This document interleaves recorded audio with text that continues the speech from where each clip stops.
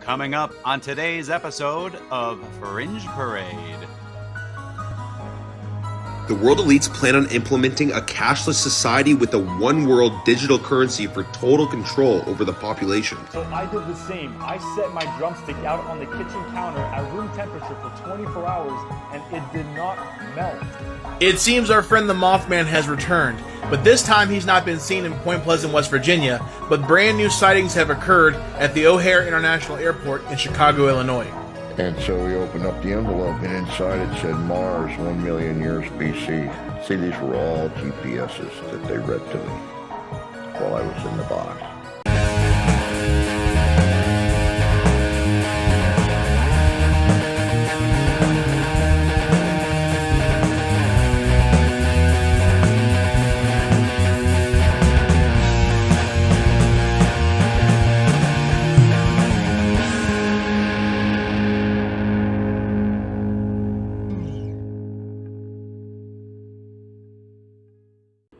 Yes, I've decided to run it a little more like a show called Fringe Parade, where we look at one video after another that deals with spooky and creepy conspiratorial things that are on the fringe elements of society or mainstream acceptance. Not to be confused with your eccentric, unmarried, childless aunt's Instagram page, Parade of Fringe, where she looks at her collection of porcelain dolls in homemade, fringy, cowboy-themed outfits, one after the other. No, this is for spooky, creepy stuff. Let's take a look at our first video. Hey guys, check out this incredible footage of what appears to look like some type of robotic alien android UFO jellyfish creature flying in front of a Ring doorbell camera in Miami, Florida. The lady that recorded it is a 60-year-old lady, retired, school teacher, who came home from Publix supermarket after doing some grocery shopping. She said she reviewed her footage on her phone, which sent her a copy of this thing flying right in front of the camera.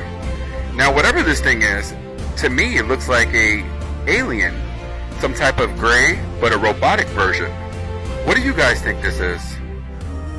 Also, the internet's going crazy about this video. It's all over YouTube, Facebook, TikTok, and Instagram.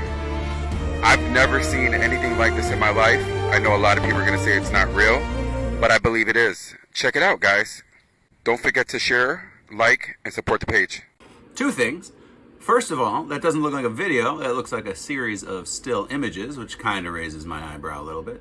But it is nice to see, even if it's a hoax, something a little different. Not just the gray alien with the big eyes or some poltergeist activity caught on a Ring camera, but a flying little robot guy. So that's refreshing.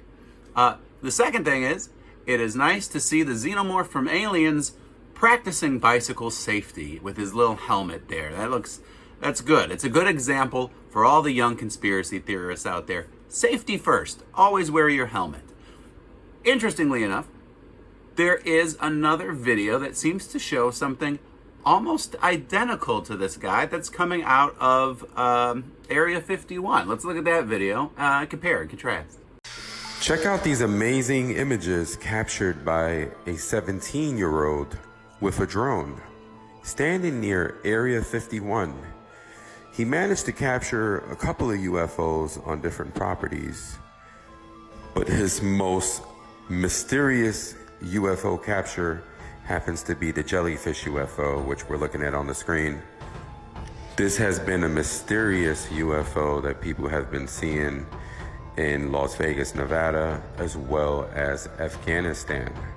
On a military base, there's a video called the Jellyfish UFO video on YouTube, and it's directed by Jeremy Corbell. Anybody that wants to learn more about this jellyfish UFO and realize that it's really a real thing that the United States military and Navy have been tracking, you guys could go check that video out on YouTube. It's called the Jellyfish UFO by Jeremy Corbell.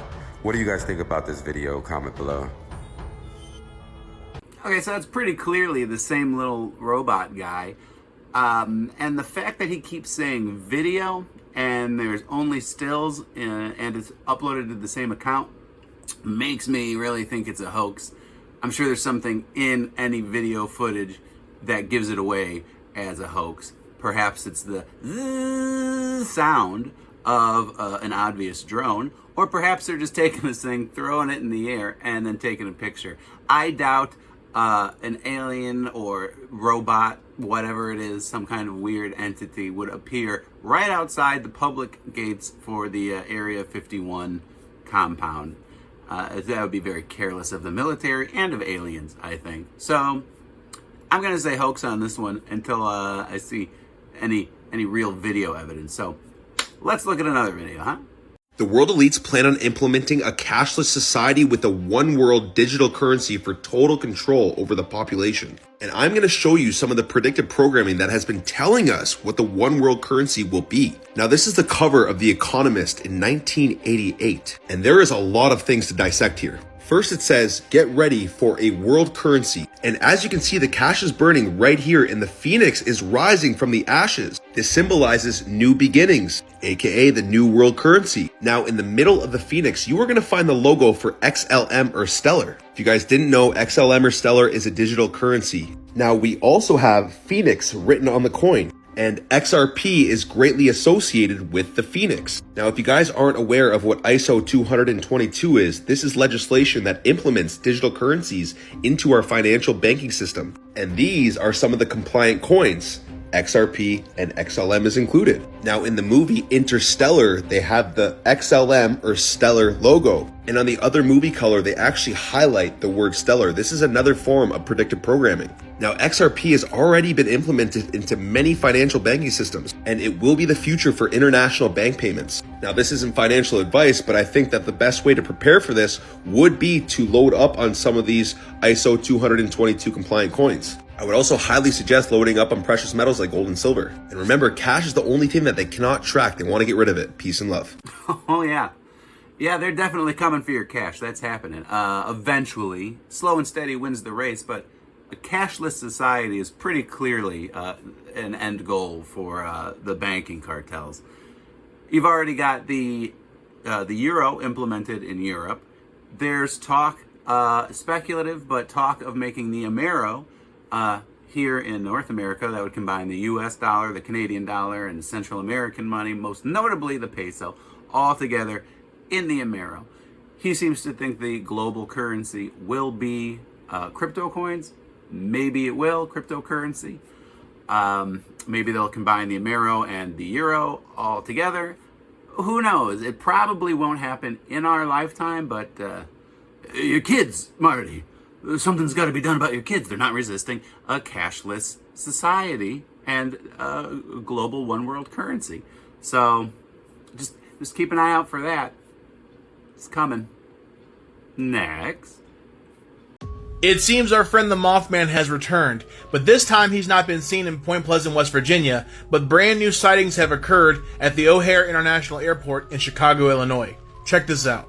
Now you can pause the video and read this for yourself, but this is testimony from a firefighter at O'Hare International Airport that had a Mothman encounter. According to the firefighter, he was working one day when he heard a chirping and movement sound. When he looked around to see where the sound was coming from, he came face to face with a giant humanoid creature with a gigantic wingspan and blazing red eyes. And after a moment of staring at each other, the creature simply flew away. Now, this is not the only sighting of the legendary creature at the O'Hare International Airport. Over the last few years, there have been numerous sightings of the legendary Mothman at the airport. And they all have the same characteristics: a giant humanoid creature, a gigantic wingspan, and blazing red eyes. But what makes this one different from the sightings in Point Pleasant is, this sighting is accompanied with clicking and chirping sounds coming from the creature. So is this the same legendary creature that was once home in Point Pleasant? Or does he have a new home in Sweet Home Chicago? I love the Mothman. Guilty pleasures, like my favorite little cryptid guy. And now that he's in Chicago, I'm from Chicago, and I'm at O'Hare all the time. So I'll keep an eye out for him. Let's look at all these sightings all over Chicago. So we'll hopefully nothing horrific and terrible happens, as he's supposedly the harbinger of doom. I like to think of him as a cute little moth guy that's just out having fun, trying to make friends. So yeah, if I ever see him, you'll be the first to know. I'll tell you right away. Until then, let's watch another video. Apparently, drumsticks are so fake that they won't even melt. According to dailydot.com, they say that desserts like drumsticks use a variety of thickeners, stabilizers, and emulsifiers to hold their shape, which can impact the treat's ability to melt. There's even a viral TikTok going around by Oliver Twist, who set his drumstick out on the counter for 24 hours and it didn't melt. So I did the same. I set my drumstick out on the kitchen counter at room temperature for 24 hours and it did not melt. There's some liquid going on here. I'm not sure what that is. And the chocolate's definitely melted, but the ice cream has not melted.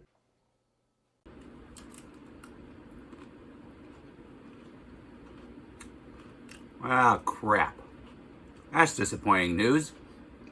I mean, I knew they weren't good for me, but I didn't know they were not ice cream. But to be fair, that looked pretty melted to me. I feel like if I left ice cream out on a plate and came back to it after 24 hours, it would still be like, you know, not the same consistency. Was he looking for a water-like consistency? Because it's going to be creamy and lumpy. Like that is the nature of melted ice cream. I'm going to keep eating them for now, here and there. But it is good to know what's in your food. Always read the labels. This is, you know, my guilty pleasure. What can you do? I can't have no vices. Like, oh, what a terrible existence that would be. I'll stick with the ice cream while I watch this next video with you, huh? I'd like to talk about some of your other remote viewings. Now, one in particular I'd like to discuss is you were tasked with remote viewing Mars, from what I understand. And the time period, I believe, was 1 million BC? Yeah, 1 million BC. Who was that directed by? Well, when it was tasked, I was sleeping in the industrial cube, the sealed cube in Bob Monroe's lab at the Monroe Institute, because we had been working on going out of body and controlling it, and I was exhausted. So we've been working. This was Sunday, I think, and he woke me up, and I said, "Yeah, I'm awake. What's going on?" He said, "Well, I have some people here from Department of the Army, and they have a target for you." And I said, "Okay, what do you want me to do?" He said, "Well, he said, "I have an envelope here. There's nothing written on it. It's in my pocket. Tell me something about it." So it started out with a really large pyramid. And I said, first thing, words out of my mouth was, "This must be a new discovery." And he said, "Why do you say that?" And I said, "Because it's huge. It's bigger than the Pyramid of Giza. Must be a new discovery somewhere." And then he said, "Well, tell me something about it. That's what I want to know." And so I said, "It's got really large rooms inside." It's kind of surprising because the way pyramids are built, that can't be done. You can't have large rooms inside because of the weight of the construction. So it must be some new form of construction. So are you sure this is not a new discovery? And he said, "Just tell me what I need to know." So I said, "Well, it appears to be some form of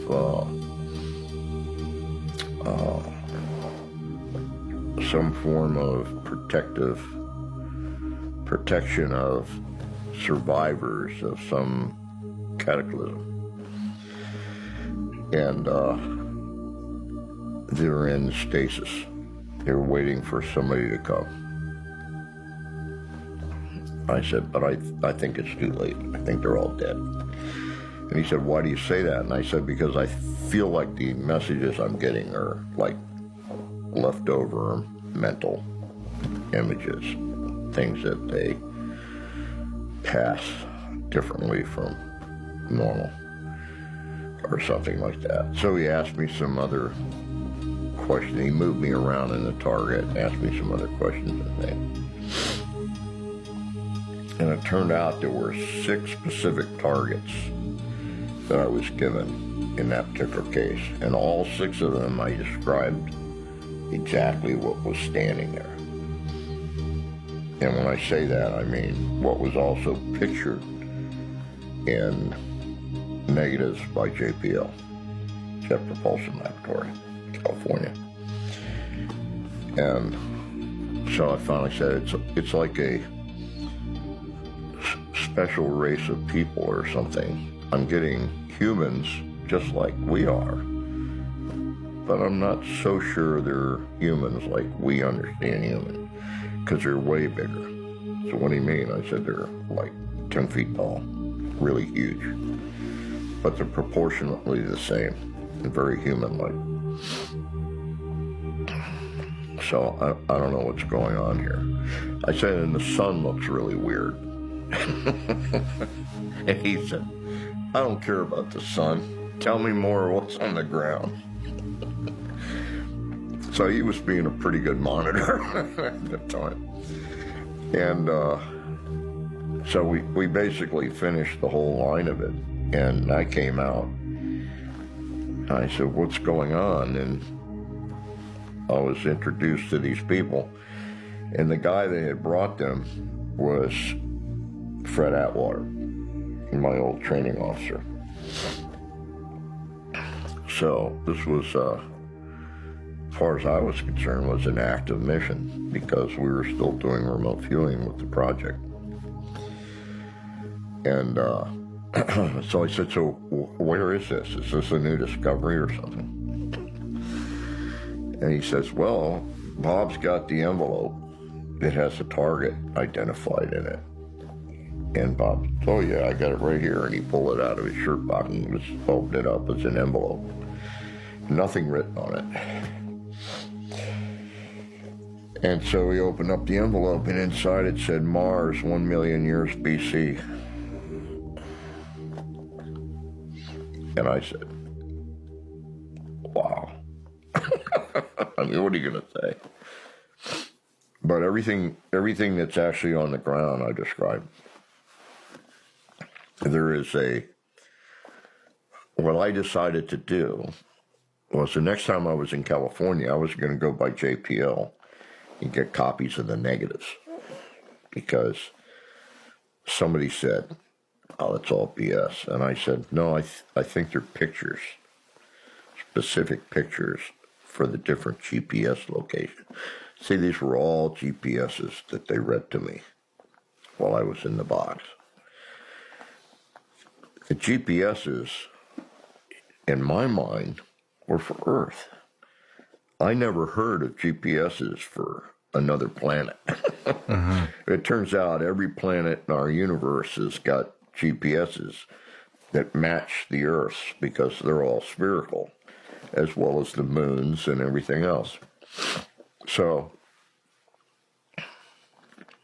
I didn't understand it to be off the Earth. I thought GPSs only worked on the Earth, so that's why I kept thinking it was a new discovery.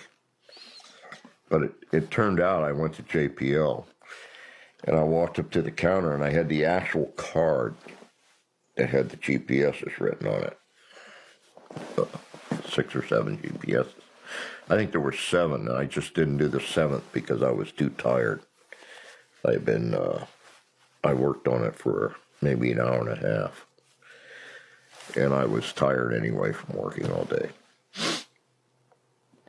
So I walked up to the desk, and the guy said, can I help you? And I said, yeah, I understand all the pictures taken in space belong to the American people.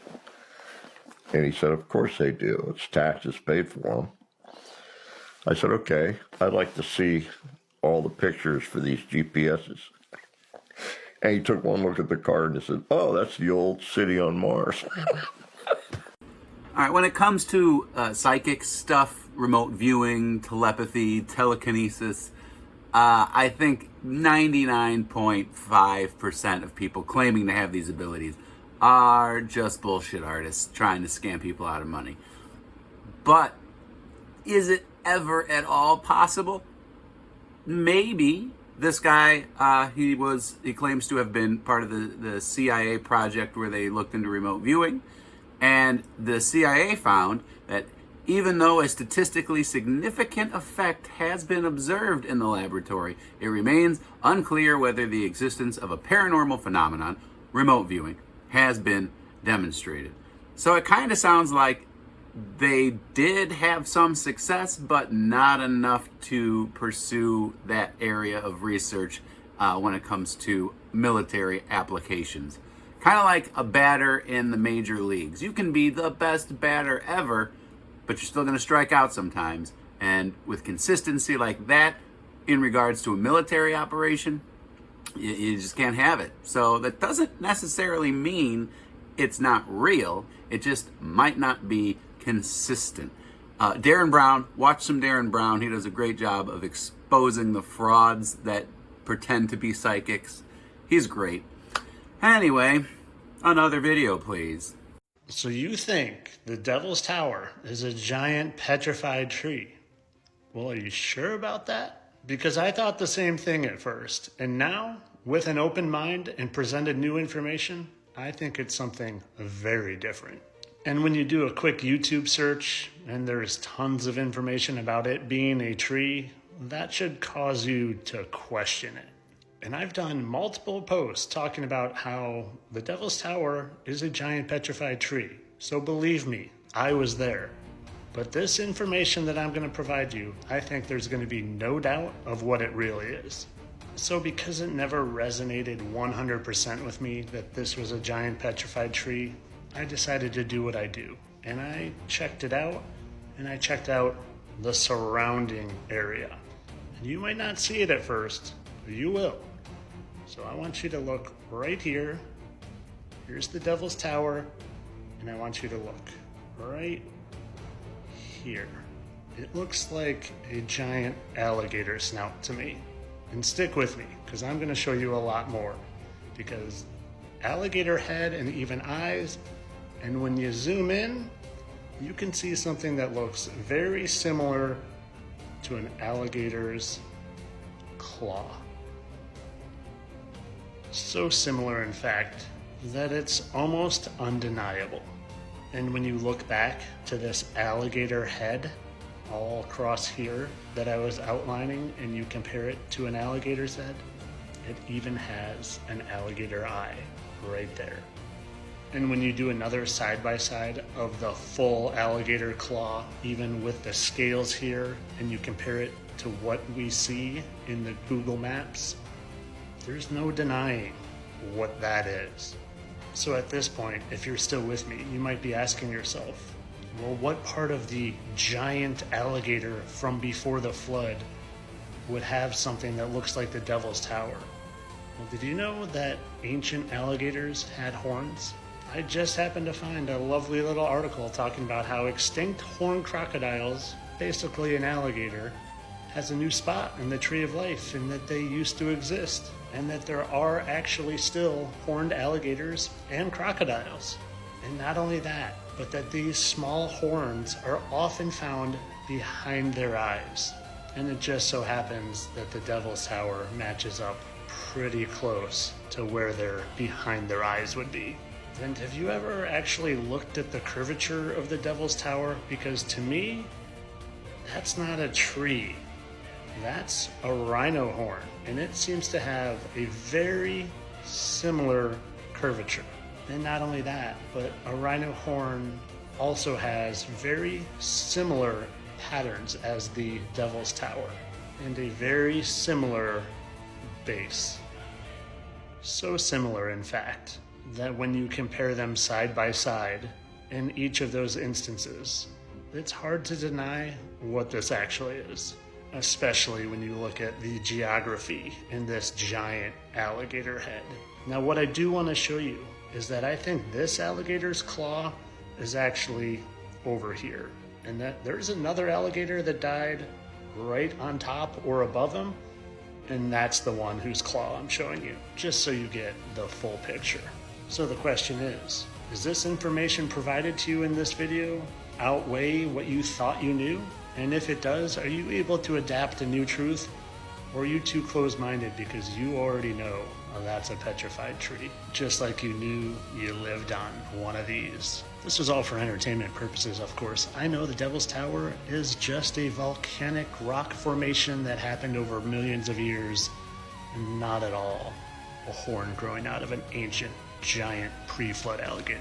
Entertainment only. Have a nice day.